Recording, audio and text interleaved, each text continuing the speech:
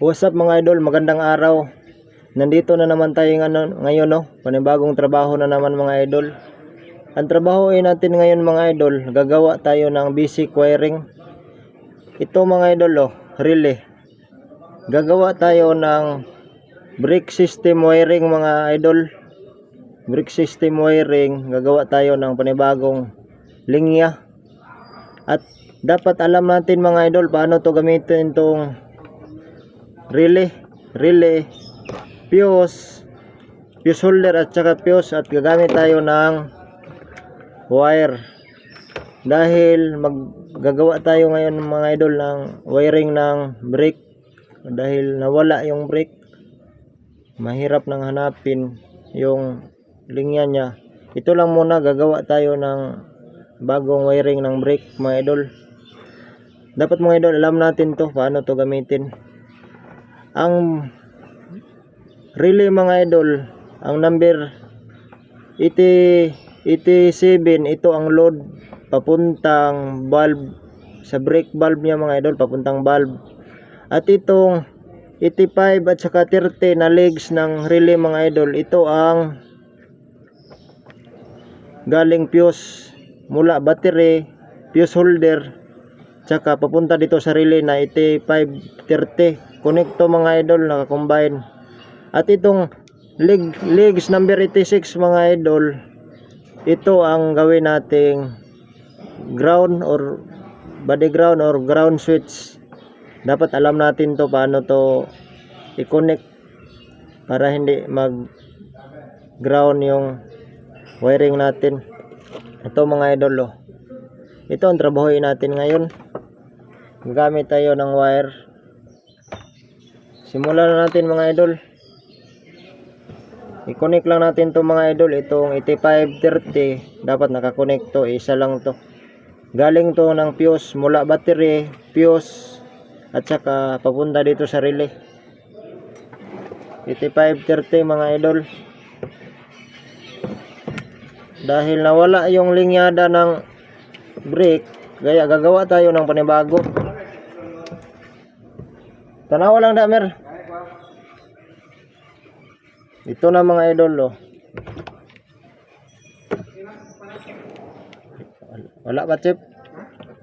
Himuha na og linya. Baguhan yun. Gagawa tayo ng panibagong linya mga idol dahil hindi natin mahanap tong original niya. Pang basic lang to mga idol na trabaho.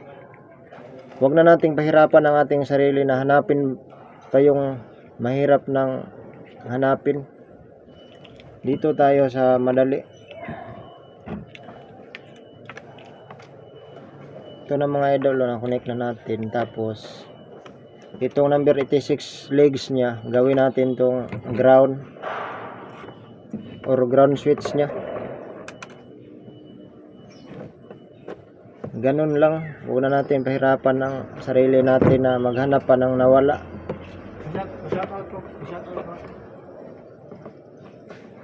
Shout out nga pala sa kaibigan kong gwardiya, si Ronel Diaz.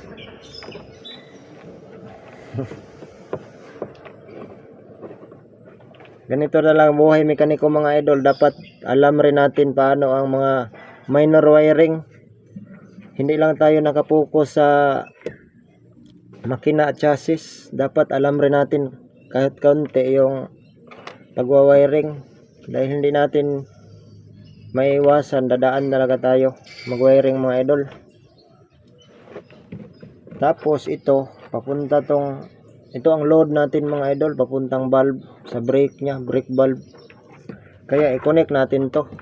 Kukuha muna ako ng idol, electrical tape.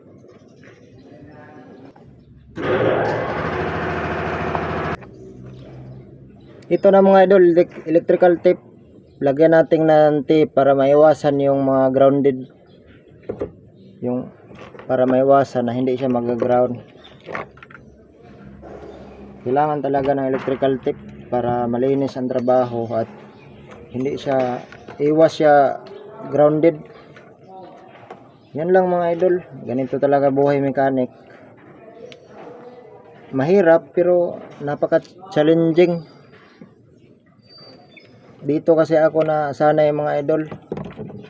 Dati no, nag-aral lang ako, sabi nila, huwag ka nang magmekaniko, marumi. Pero challenge naman, kaya ito pinagpatuloy ko. Masaya naman ang buhay. Sumasahod rin, nabubuhay ang pamilya mga idol, kaya patuloy lang.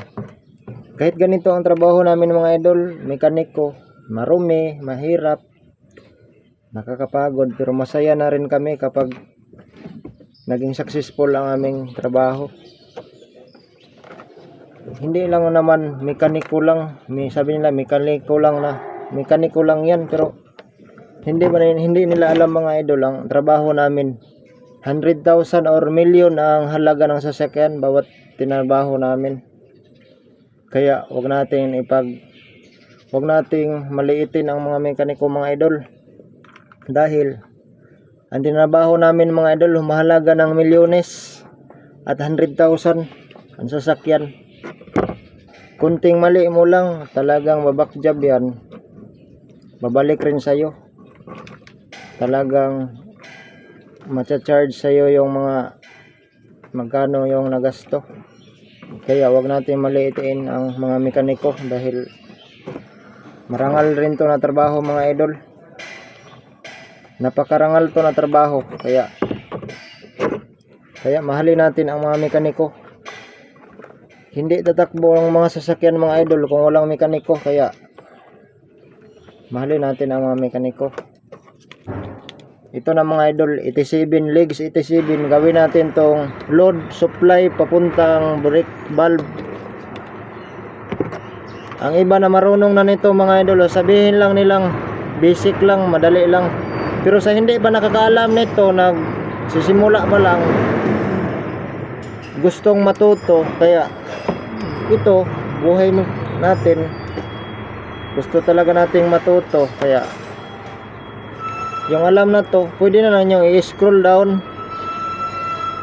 Pero pag nagustuhan nyo to, mas maganda nag-like, comment kayo, para mas marami pang mekaniko ang mainggan nyo na gaano ka hirap, pagod, gaano kasaya, gaano ka challenging ang mekaniko.